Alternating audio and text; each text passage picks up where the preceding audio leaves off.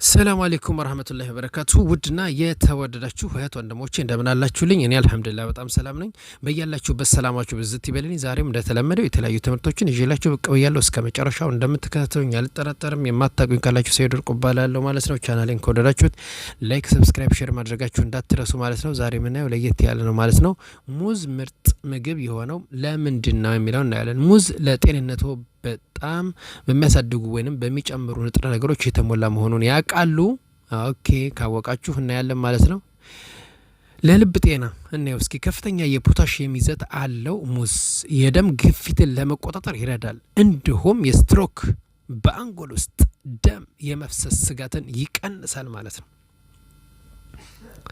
የምግብ መፈጨትን ያሻሽላል። በውስጡ የያዛቸው ፋይበር እና ሬሲስታንስ ስታርች ማለት ነው በተለይ በአረንጓዴ ሙዝ ውስጥ የአንጀት ጤንነት ይደግፋሉ። እንዲሁም የሆድ መነፋትን ይከላከላሉ ማለት ነው።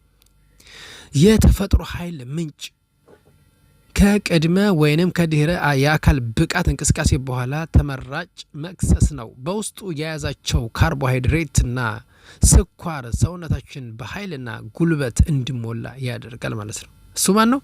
ሙዝ። ስሜትን ሙድን ያሻሽላል። በውስጡ ትሪፕቶፌን የያዘ ሲሆን ሰውነታችን ወደ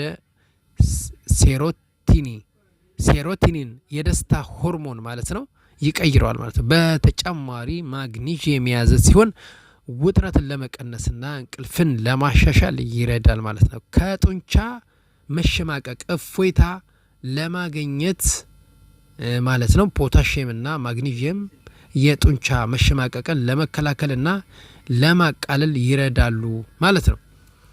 ኩላሊት ይደግፋል። አዘውትሮ ሙዝን መውሰድ ወይንም መመገብ በኩላሊት በሽታ የመያዝ አጋጣሚን በእጅጉ ሊቀንስ ይችላል። ማራኪ ቆዳና ጸጉር በውስጡ ያሉት ቪታሚን ሲ፣ አንቲኦክሲደንቶች እና ንጥረ ምግቦች እርጅናን ይዋጋሉ፣ ብጉርን ይከላከላሉ። እንዲሁም ጤናማ አንጸባራቂና ጠንካራ ጸጉር እንዲኖረን ያደርጋሉ ማለት ነው። ሙዝ ተፈጥሯዊ ጸረ አሲድ በመሆን ያገለግላል። ሙዝ የጨጓራ አሲድን ማለት ነው ያመክናል ወይንም ኒውትራላይዝ ያደርጋል። ከቃርና ከአሲድ ሪፍሌክሽ ማለት ነው ችግሮች እፎይታን ይሰጣል ይላል። ሙዝ መመገብ ያለባቸው እነማን ናቸው? አትሌቶችና የአካል ብቃት እንቅስቃሴ አፍቃሪዎች፣ ከደም ግፊት በሽታ ጋር የሚታገሉ ህመምተኞች፣ የምግብ መፈጨት ችግር ያለባቸው፣ ኃይልና ጉልበታቸው በፍጥነት መጨመር የሚፈልጉ ግለሰቦች፣ ውጥረትና ጭንቀት እንዲሁም የእንቅልፍ ችግር ያለባቸው ሰዎች ሙዝ እንዲመገቡ ይመከራል። ለሙዝ ገደብ ማበጀት ያለባቸው እነማን ናቸው? የኩላሊት ህመምተኞች ከፍተኛ የፖታሺየም መጠን ስላለው፣ ከባድ የስኳር በሽታ ያለባቸው መጠነኛ የበሰለ ሙዝ መመገብ እና የሚመገቡትን የሙዝ መጠን መከታተል ወይንም ቁጥጥር ማድረግ አለባቸው። ጠቃሚ ምክሮች ሙዝ ለመመገብ ምርጥ መንገዶች ቢጫ የሚባለው ሙዝ ማለት ነው። የበሰለ ሙዝ ለመፈጨት ቀላል ነው፣ ጣፋጭ ናቸው ማለት ነው። አረንጓዴ ያልበሰለ ሙዝ ከፍተኛ ሬሲስታንስ ስታርች ማለት ነው አለው። ለአንጀት ጤንነት ተስማሚ እንዲሁም አነስተኛ የስኳር መጠን አለው ማለት ነው። ይሄ አግዳር የሚባለው ወይም ያልበሰለው ሙዝ ማለት ነው። የቀዘቀዘ ሙዝ የሚባለው ደግሞ ጭማቂና ክሬም ለማዘጋጀት ምርጥ ናቸው ይላል። ሙዝ የምትወዱ እንግዲህ ያው ቪዲዮ ላይክ እንደምታደርጉ አልጠራጠርም ማለት ነው። ሌላው የምናየው አረንጓዴ ሻይ ነው። ብዙ ጊዜ አቅርቤላችኋለሁ። አንዳንድ እህቶች ያው ድጋሚ ግልጽ ካልሆነላችሁ በደንብ ለማብራራት እሞክራለሁ። አረንጓዴ ሻይ አስደናቂ የጤና ጥቅሞች አሉት ማለት ነው። ብዙ ሰው ይጠቀመዋል። አረንጓዴ ሻይ ማለት ግሪን ቲ ይባላል። በርካታ የጤና ጥቅሞችን በሚሰጡ አንቲኦክሲደንቶች ማለት ነው እና ገንቢ ንጥረ ነገሮች የተሞላ ነው።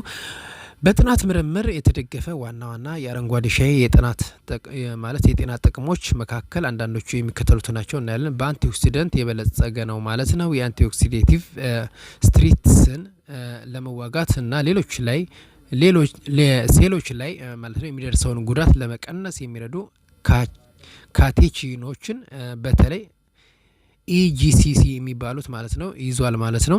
እንደ ካንሰርና የልብ በሽታ ያሉ ስር በሰደዱ በሽታዎች የመያዝ አጋጣሚን ወይንም ተጋላጭነትን ይቀንሳል። የአንጎል ተግባርን ያጎለብታል ማለት ነው። ካፌን በመጠኑና ኤልቲያን ይዟል ማለት ነው። ይህ ደግሞ ትኩረትን፣ ንቃትን ያሻሽላል እንዲሁም ያለምንም መረበሽ ዘና እንዲሉ ያደርጋል ማለት ነው። እንደ አልዛይመርስ እና ፓርኪንሰንስ ላሉ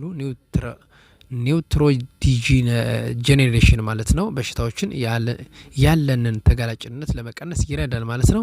የልብ ጤንነትን ይደግፋል። ኤልዲኤል የሚባለው ማለት ነው መጥፎ ኮሌስትሮልን ለመቀነስና ኤችዲኤል ጥሩ ኮሌስትሮል ለማሻሻል ወይንም ለመጨመር ይረዳል።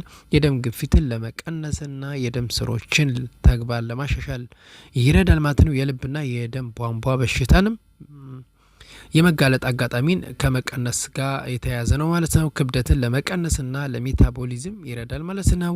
የስብ ወይም ፋት መቃጠልን ያፋጥናል እንዲሁም የሜታቦሊክ ፍጥነትን ይጨምራል። ይህም የሰውነት ክብደትን ለመቆጣጠር ይረዳል ማለት ነው። የካፌና የኬቴቺንስ ጥምርት ማለት ነው የስብ ኦክሲዴሽን ማለት ነው ያሻሽላል ወይንም ይጨምራል። የስኳር በሽታ ተጋላጭነትንም ይቀንሳል። የኢንሱሊን ሴንሲቲቭን ያሻሽላል እንዲሁም በደም ውስጥ ያለውን የስኳር መጠን እንዲስተካከል ለማድረግ ይረዳል። አንዳንድ ጥናቶች እንደሚያመለክቱት ለአይን 2 የስኳር በሽታ ያለንን ተጋላጭነት ይቀንሳል ማለት ነው። የአፍ ጤንነትን ያበረታታል። ኬቴቺንስ ጎጂ የሆኑ ባክቴሪያዎችን እድገት በመቆጣጠር መጥፎ የአፍ ጠረንና ካቪታይትስን ይቀንሳል ማለት ነው። በድድ በሽታ የመያዝ አጋጣሚን ወይንም ተጋላጭነትንም ይቀንሳል ማለት ነው። የጉበት ጤንነትንም ይደግፋል። በሰውነታችን ውስጥ ያለው መርዛማ ነገሮች ለማከም ያግዛል እንዲሁም ማለት ነው የፋቲ ሊቭ በሽታን ይከላከላል ማለት ነው። የጉበት ጉዳትን ያለባቸው ሰዎችን የጉበት ኢንዛይምን መጠን ይቀንሳል። የካንሰር ስጋትን ሊቀንስ ይችላል ማለት ነው። በአረንጓዴ ሻይ ውስጥ የሚገኙ አንቲኦክሲደንቶችን ለጡት፣ ለፕሮስቴት እና ለኮሎሬክታል ካንሰሮች ያለንን ተጋላጭነት ወይንም የመያዝ አጋጣሚዎችን ዝቅተኛ እንዲሆኑ ያደርጋል ማለት ነው። የቆዳ ጤንነትን ያሻሽላል። ጸረ ኢንፍላሜታሪ እና ጸረ ባክቴሪያ ባህሪያት ስላሉት የብጉር እና የኤክሲማ ችግር ለመከላከል ይረዳል ማለት ነው።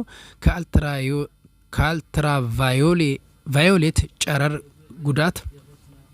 ጉዳት ማለት ነው ይከላከላል። እንዲሁም የቆዳ እርጅናን ሊያዘገይ ይችላል ማለት ነው። ማሻላ በጣም ብዙ ነው። እድሜ ይጨምራል። አዘውትሮ መጠቀም በአጠቃላይ የጤና ጥቅሞቹ ምክንያት በለጋ እድሜ የመቀጨት አጋጣሚ አነስተኛ ወይንም ዝቅተኛ ከመሆኑም ጋር የተያያዘ ነው ማለት። ተጨማሪ ጥቅሞቹን ስናይ ስሜትን ለማሻሻልና ጭንቀትን ለመቀነስ ይረዳል። ጠቃሚ ባክቴሪያዎችን በማጎልበት የአንጀት ጤንነትን ይደግፋል። የስብ ወይንም የፋት አጠቃቀምን በመጨመር የአካል ብቃት እንቅስቃሴን ለማሳደግ የተሻለ ነው ማለት ነው። ውድና የተወደዳችሁ ወንድሞች ማለት ነው በቀን የሚመከረው መጠንም ልንገራችሁና እንጨርሳለን። በቀን ከ2 እስከ 3 ብርጭቆ ወይንም ኩባያ አብዛኛዎቹ ጥቅሞችን ለማግኘት የተሻለ ነው። ከ2 እስከ 3 ብርጭቆ ማለት ነው። በካፌነት ይዘቱ ምክንያት ከመጠን በላይ መጠቀም በቀን ከ5 ብርጭቆ ወይንም ኩባያ በላይ ያስወግዱ። ይሄን ያህል መጠቀም ጥሩ አይደለም ማለት ነው። ውድና የተወደዳችሁት ወንድሞቼ በያላችሁበት ሰላማችሁ ብዝት ይበልኝ። የዛሬውን ትምህርት እዚህ ላይ እንጨርሳለን። በሌላ ፕሮግራም እስከምንገናኝ መልካም ቆይታ ይሆንላችሁ። ወሰላሙ አለይኩም ወራህመቱላሂ ወበረካቱ።